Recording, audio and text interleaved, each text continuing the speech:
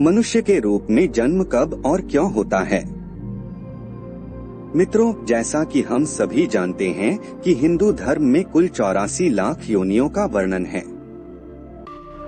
अर्थात किसी प्राणी की आत्मा इनमें से किसी भी योनि में जन्म ले सकती है।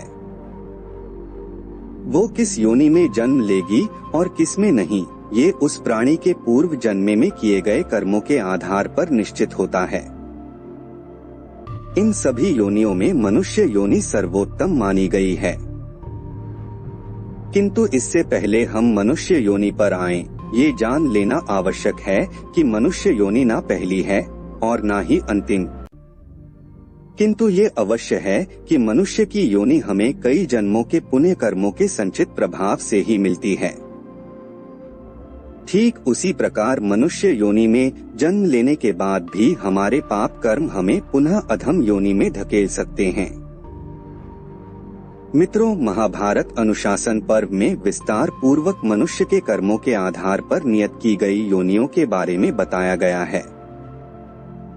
उस संवाद में महर्षि व्यास ने स्पष्ट रूप से कहा है कि मनुष्य की योनि सर्वोत्तम है और ये हमें बहुत कठिनाइयों से मिलती है। इसलिए हमें सदैव ये ध्यान रखना चाहिए कि हम पहले ही सर्वोत्तम योनि में हैं और हमें उससे भी उत्तम कर्म करने चाहिए। मनुष्य योनि में वो अपने पुण्य कर्मों के कारण आता है। वास्तव में जब प्राणी अपने प्रारब्ध के फल को भोगते हुए उस सीमा पर पहुंच जाता है जब वो एक जीवन में मोक्ष को प्राप्त कर सकता हो, तब वो अंततः मनुष्य योनि पाता है।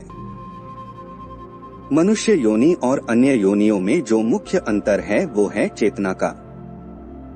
हम में प्रबल चेतना होती है जो पशु या अन्य योनि में नहीं होती। मनुष्य अपनी चेतना का उपयोग कर अपने प्रारब्ध को बदल भी सकता है।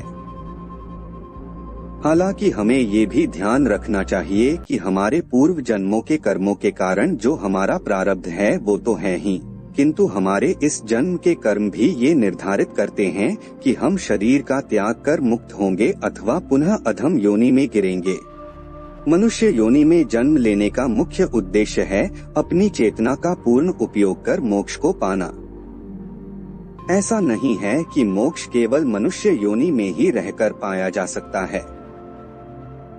ऐसे कई उदाहरण हैं जब पशु योनि से भी सीधे प्राणियों ने मोक्ष को प्राप्त किया है। किंतु मनुष्य बनकर मोक्ष पाना जितना सरल है उतना किसी और योनि के प्राणी के रूप में नहीं है। इसका सबसे सरल उपाय है भौतिक सुविधाओं का त्याग कर भगवत भक्ति द्वारा मोक्ष को प्राप्त करना। हालांकि मनुष्य योनि में जन्म लेने का अर्थ निश्चित मोक्ष प्राप्त करना नहीं है। वास्तव में जितने लोग भी मनुष्य योनि में जन्म लेते हैं उनमें से बिरले ही मोक्ष प्राप्त कर सकते हैं, किंतु फिर भी मनुष्य योनि से मोक्ष की ओर जाना अन्य योनियों से सहज है। मनुष्य योनि में रहते हुए यदि हमने वास्तव में ईश्वर को प्राप्त कर लिया तब तो मोक्ष मिल सकता है, किंतु यदि ऐसा नहीं हुआ तो हमें उसके लिए फिर से प्रयास करने हेतु पुनः जन्म लेना पड़ता है। अब यदि इस जन्म में हमने अच्छे कर्म किए हैं तो अगला जन्म भी हमें मनुष्य योनि में ही मिलेगा। किंतु यदि हमने पाप कर्म अधिक किए हैं तो हम पुनः अधम योनि में गिर जाएंगे, जहां से हमें पहले पुनः मनुष्य योनि तक पहुंचने का प्रयास करने पड़ेगा। जीवन मरण का ये चक्र निरंतर चलता रहता है। जब हम उतना पुण्य कर्म संचित कर लेते हैं कि हमें मोक्ष प्राप्त हो जाए, तब ही हम उस जन्म मरण के चक्र से मुक्त हो पाते हैं। वास्तव में हमारे सभी कर्मों के कुल 14 साक्षी होते हैं। ये हैं सूर्य, अग्नि, आकाश, वायु, इंद्रियां, चंद्रमा, संध्या, रात, दिन, दिशाएं, जल, पृथ्वी, काल और धर्म।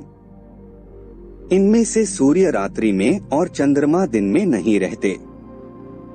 अग्नि भी सदैव नहीं रहती। उसी प्रकार रात, दिन एवं संध्या भी हर समय नहीं रहती। तो इन 14 साक्षियों में 6 हर समय उपस्थित नहीं रहते, तो उनसे हमारे कुछ कर्म छूट सकते हैं। किंतु बाकी 8 आकाश, वायु, इंद्रियां, दिशाएं, जल, पृथ्वी, काल और धर्म ये हर समय उपस्थित रहते हैं, इसीलिए प्राणियों को कभी भी पाप कर्म करते समय ये नहीं समझना चाहिए कि उस समय उन्हें कोई भी नहीं देख रहा। वास्तव में इन 8 साक्षियों से हमारे कोई कर्म बच ही नहीं सकते। मित्रों, आपको यह जानकारी कैसी लगी आप हमें कमेंट करके बता सकते हैं। धन्यवाद आपका।